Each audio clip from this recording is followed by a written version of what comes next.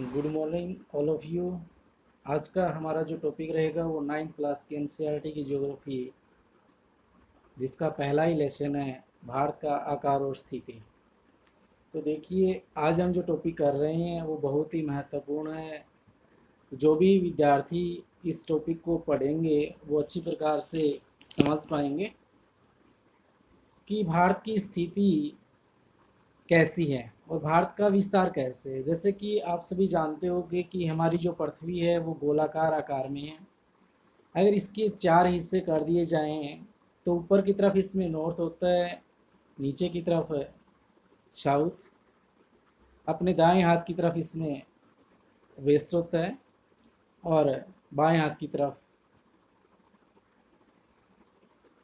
East होता है। तो भारत की जो स्थिति है वो ग्लोब के ऊपर देखा जाए तो भारत उत्तर पूर्वी गोलार्ध के अंदर स्थित है। भारत अगर एशिया महाद्वीप की बात की जाए तो इसके मध्य के अंदर है। भारत की कुछ पड़ोसी देश हैं जिनमें मुख्य रूप से पाकिस्तान, नेपाल, भूटान, श्रीलंका, बांग्लादेश आते हैं। भारत की स्थिति की बात की जाए कि भारत किन अक्षांशों और देशांतरों में स्थित है, तो अक्षांशों की अगर हम बात करेंगे तो भारत का जो उत्तरी अक्षांश है, जम्मू कश्मीर जिसको हम बोलते हैं, जो भारत का उत्तरी छोर है, वो 37 डिग्री 6 मिनट पर स्थित है। अगर हम दक्षिण की बात करेंगे तो भारत का जो दक्षिणी हिस्सा है और उसका जो मुख्य भाग है, भारत का मुख्य भाग जो हम कन्याकुमारी बोलते हैं, वो 8 डिग्री 4 मिनट पर। लेकिन भारत का जो दक्षिणी बिंदु हम मानते हैं वो 6 डिग्री 4 मिनट पे मानते हैं। अंडमान निकोबार द्वीप समूह का दक्षिणी जो छोर है, जो अब पूर्ण रूप से पानी के अंदर विराजमान हो चुके हैं। अगर हम देशांतरों की बात करेंगे तो भारत का जो देशांतरी विस्तार है वो 68 डिग्री 7 मिनट पूर्वी देशांतर से लेकर के 97 डिग्री 25 मिनट पूर्वी देशांतर है। यानी कि जो गुजरात का टच पॉइंट है भारत का वो 68 डिग्री 7 मिनट पे है और अरुणाचल प्रदेश का जो टच पॉइंट है वो 97 डिग्री 25 मिनट पे है। अगर हम इनका अंतर देखेंगे अक्षांशों का और देशांतरों का, तो वो लगभग 30 डिग्री अंतर देखने को मिलता है। भारत की लंबाई और चौड़ाई की अगर हम बात करेंगे तो उत्तर से दक्षिण की जो लंबाई है भारत की वो 3214 किलोमीटर है। यानी कि जम्मू कश्मीर से लेकर कन्याकुमारी तक जो भारत की लंबाई है वो 3214 किलोमीटर। अगर हम बात करेंगे पूर्व से पश्चिम की, तो पूर्व में गुजरात का जो कच्छ का रण है वहाँ से लेकर अरुणाचल प्रदेश तक इसकी जो चौड़ाई है वो 2933 किलोमीटर है। और इस लंबाई और चौड़ाई के मध्य जो अंतर आता है वो लगभग 281 किलोमीटर। भारत 3 ओर समुद्र से घिरा हुआ है। पूर्व में बंगाल की खाड़ी, पश्चिम में अरब सागर और दक्षिण में हिंद महासागर।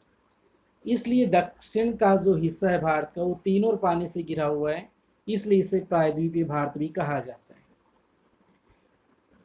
जो भी पड़ोसी देश समुद्र के साथ लगता है उसके साथ उस देश की जो सीमा लगती है उसे समुद्री सीमा कहा जाता है, जिस पर उस देश का अपना अधिकार होता है।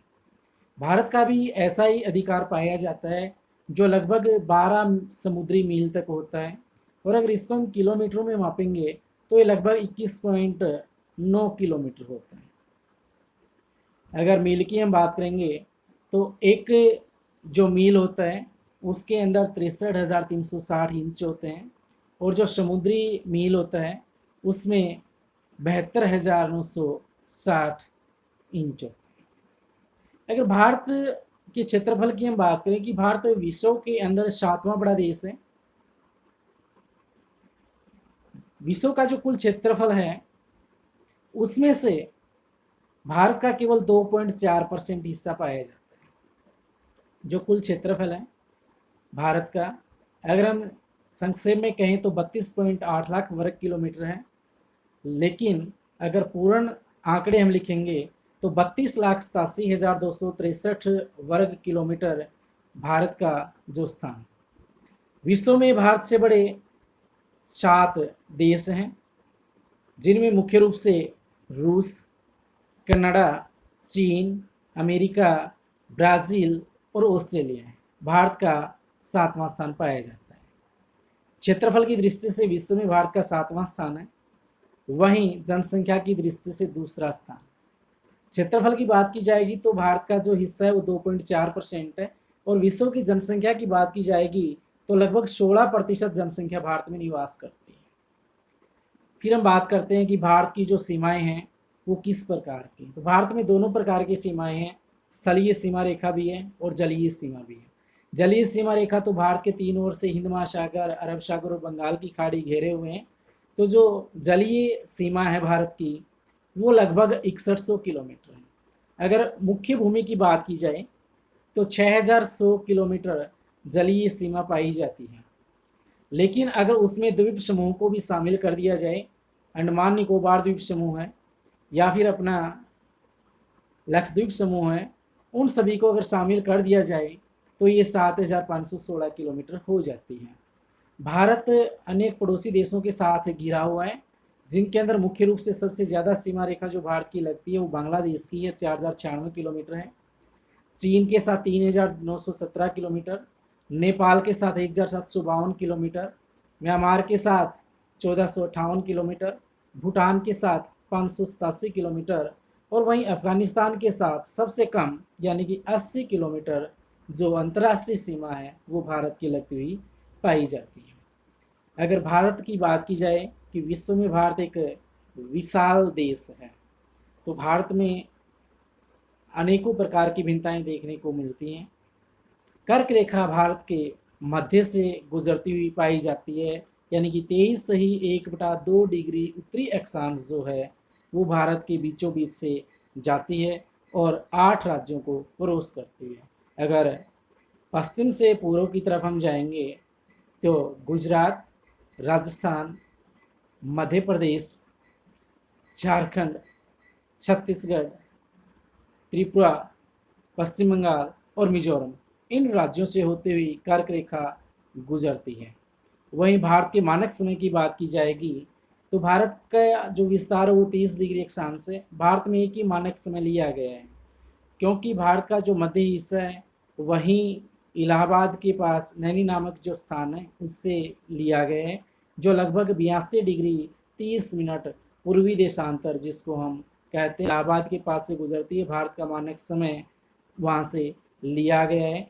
तो भारत के अंदर इतनी चौड़ाई होते हुए भी एक ही मानक समय लिया गया है, यानी कि गुजरात और अरुणाचल प्रदेश का जो समय है अगर सूर्य की दृष्टि से हम देखेंगे तो उसके अंदर लगभग 2 घंटे का अंतर पाया जाता है, यानी कि सूर्योदय और सूर्यास्त होने में 2 घंटे का अंतर मिलता है। अरुणाचल प्रदेश में गुजरात की बजाय 2 घंटा पहले सूर्योदय होता है, क्योंकि सूर्य को एक अक्षांश को पार करने में लगभग 4 मिनट लगती है, एक देशांतर को पार करने में 4 मिनट लगती है।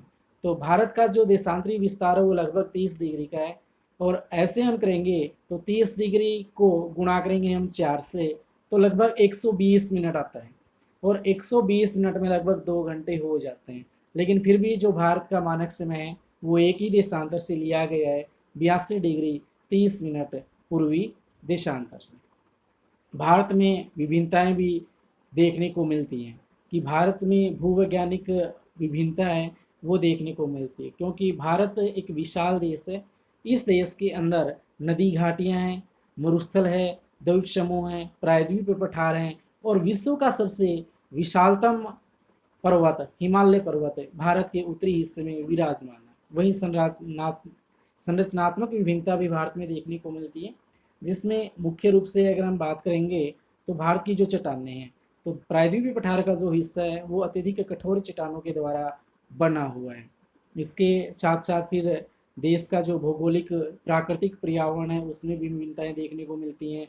जो भारत का समुद्री हिस्सा है जिसके साथ पश्चिम तटीय और पूर्वी तटीय मैदान लगते हैं जहाँ पर भयंकर वर्षा होती है, वहीं भारत का पश्चिमी हिस्सा राजस्थान का जिसके अंदर वर्षा नाम मात्र की होती है, जहाँ पर कंटीली झाड़ियाँ देखने को मिलती हैं।